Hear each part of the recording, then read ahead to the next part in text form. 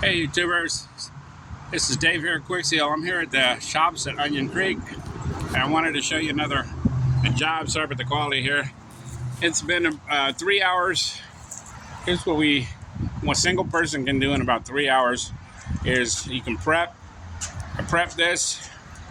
That means pull the wood, backfill with sand, and shoot it with the Kwixseal machine.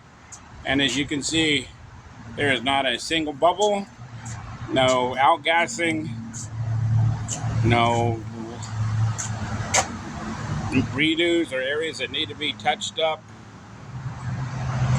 This is right at just over 100 feet of existing joints that needed to be replaced.